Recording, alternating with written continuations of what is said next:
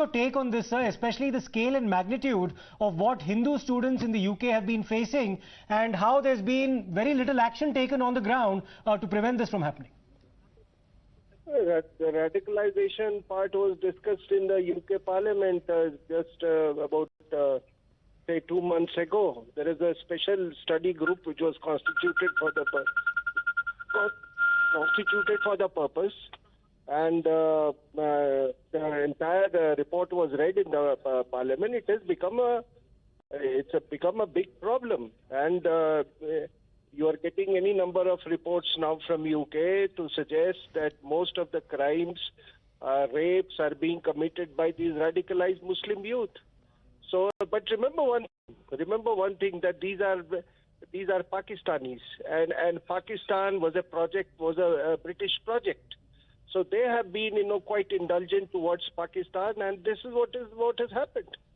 Even today, I am telling you, I mean, we may talk anything about, FATF, etc., but the Americans and the British, they have, still they have a lot of soft corner for Pakistan, because Pakistan was their strategic creation. And let me also tell you that they cannot do without the Pakistan army. They cannot do without these jihadi tanzims, because that is the leverage that they have. They have in this part of the world, globe. Okay. That is I'm talking about the AFPAC region, and also larger Central Asia and West Asia, particularly this AFPAC region in Indian subcontinent. Colonel RSN Singh, stay with us. Let me also go across to Mr. Sushil Pandit. Mr. Ratan Sharda is also with us, but first to Mr.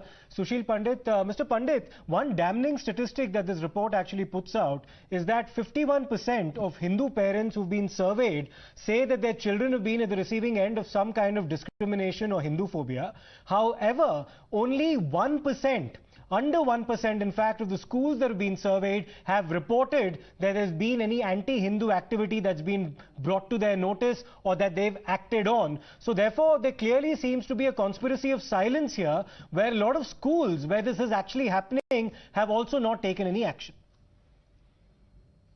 You're right, because there is a huge amount of prejudice loaded against Hindus, and with no mean contribution from the HINOs.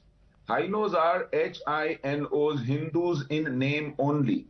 Now, these are the products of our left liberal schooling and university machines that have produced them in mass scale and dispersed them across the faculties, across the university system globally. So Hindu-sounding names collaborate with this jihadi mindset very happily to promote Hindu hate, Hindu prejudice, and huge amount of Hindu discrimination prevalent within the schools and university systems, even abroad. And they have contributed to this misinformation and prejudice by not fighting it. You would be surprised to know that there are religious studies courses in the school in order to give children a certain semblance of understanding of different religions. Those who teach curriculum about Hindu religion have no knowledge of Hinduism, have not even nodding acquaintance with our tradition. And they are given a ready-made curriculum to be given to these students, unsuspecting, ignorant students, that promotes this prejudice and hate. They teach the most abominable courses and content to these impressionable age children. And this is what we then produce and replicate across the world. So we need to, those who say that there is no harm in not changing the curriculum, not addressing the faculties in the university for the last 1 decade, must realize that each generation that passes out of these faculties contribute to this prejudice, contribute to this hate and ignorance. And we have lost these last 10 years by not addressing the curricula, by not addressing the poisonous faculty that produces that kind of a generation. I just need to interrupt you there for a moment, sir. Point completely noted. Let me in fact go across to Mr. Ratan Sharda as well. Mr. Ratan Sharda, Britain prides itself on what it describes as multiculturalism, that the religious sensitivities of all the religions who inhabit that country are protected and also, of course, encouraged. But in this specific case, clearly there seems to be some kind of a bias that is widely prevalent even within the school system in the United Kingdom, where Hinduphobia appears to not have really generated the kind of awareness about its own existence and how systematically there's discrimination against members of the Hindu community, especially students.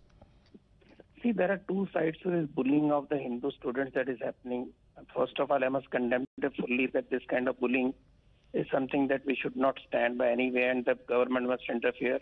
One is that training of the Muslims right from the childhood of being the supremacist religion, and everybody must convert, or those who don't convert deserve to be killed or attacked. And that is true. If you read the Telegraph report, it's written there also that you convert or you'll face hell, etc. So this thing, if you see, Savarkar was bullied similarly in Kalapani. Then Dr. Hedge in 1920, he also saw the same thing. Mopla the same thing, and this carried on till this date, that wherever you can, you will force any idea to make people convert or bully them. That particular mindset is there even today in UK, as you can clearly see, because Pakistan itself is a product of this idea. So the boys have been poisoned from childhood, that they have this notion of kafirs, and if they want to live, they deserve death if they don't convert. These ideas have been impregnated in their mind in mosque itself. This is the one side of this horrible hate politics of these Islamists. Second is the issue of what Sushil Pandit talked about, poison the academics. Hindus have been trying very hard to correct the bias against the Hindus, but you must look at the Abrahamic side of Christians having a soft corner for Muslims, or Islam having a soft corner for Christianity, whatever extent, to some extent. However, they cannot understand Hindus, they cannot understand Hindu Dharma, because that is very much an antithesis of the thing. For them, only their truth is true. Everybody else is a non-believer and deserves to go to hell. While in Hindus, okay, Charlotte Littlewood, one of the authors of this report, I have to interrupt you there, Mr. Sharda, but Charlotte Littlewood is on the phone line with us of the Henry Jackson Society, and having chronicled this detailed and systematic discrimination against Hindu students in the UK. Charlotte, thank you for speaking to us. These are some extremely damning findings. Tell us about some of the methodology that you adopted in the survey and what the findings actually say. Hello, thank you for having me on. Yes, it is really concerning. We will be having the full report launch later on today, 7:30 Indian Standard Time. If people do want to join, it's at Charlotte F. Lit on Twitter. They'll be able to find the links to that. But we surveyed 988 Hindu parents across the UK while sending freedom of information requests to all of the public schools in the UK. And what we found was that schools were reporting, less than 1% of schools were reporting any instances of anti-Hindu hate in the last 5 years, whilst 51% of parents were saying that their child had suffered some form of anti-Hindu hate in the last 5 years. So what that really told us was that the issue here is widespread, yet the schools are not recognizing it and not recording it. In fact, there was a less than 15% confidence from parents that schools would be able to adequately deal with anti-Hindu hate. And so that's the methodology and then the results that we found. When we dug into the details, we looked at 250 plus case details of incidences that had taken place in schools. We had a young woman who had beef thrown at her Yes. for being Hindu. We had Hindu pupils being told that the bullying would stop once they converted to Islam. We had xenophobic, racist, hateful slurs attached to sort of skin color and diet and things like this. And in fact, what we saw was a combination of different forms of hate coming from different ideologies, all affecting Hindu pupils. And I think it's a combination of an element of ideological extremism in the UK that's coming from sections of the Muslim community, but also a general bias coming from Abrahamic faiths. So even teachers themselves were involved in creating a hostile and inappropriate environment for Hindu students by saying things like Hinduism is idol worship, and talking about multiple gods and misunderstanding the links with the caste system and inappropriately bringing the caste system up when teaching on Hinduism. So this is a really quite a large, broad, multifaceted problem. So the report is thick with recommendations. I do recommend anyone who's interested in asking me questions to join this evening at 7:30 to listen about the details of the report and ask us questions.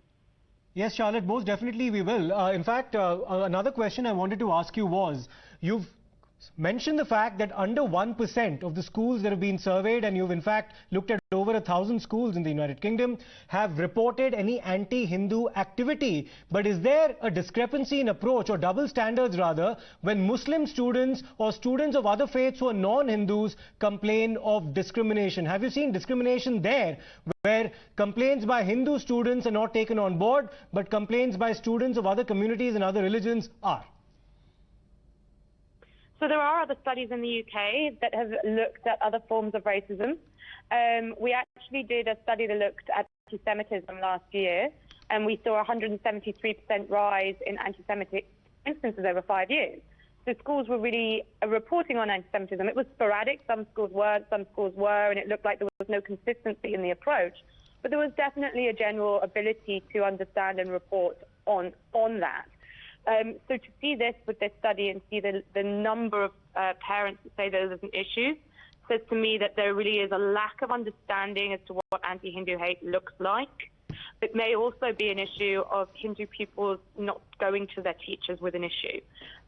We didn't look into the detail of why we weren't seeing the same numbers that the schools were reporting, but this is a very unfamiliar hate for most. So when the lesser unrest happened last year and the kind of anti-Hindu slurs that were being communicated, this was very alien to many. So I imagine that schools, teachers especially, will be challenged in identifying what this is. Absolutely, Charlotte, and we'll of course look forward to that interaction that you'll be having later in the evening as well, where you'll be of course going over some more damning details that you've put out in this report. Many thanks for speaking to us. The revelations are quite shocking indeed, and perhaps the first step that a lot of these institutions need to actually take is to acknowledge that there is indeed something called Hinduphobia. Now, we'll have to turn our attention to news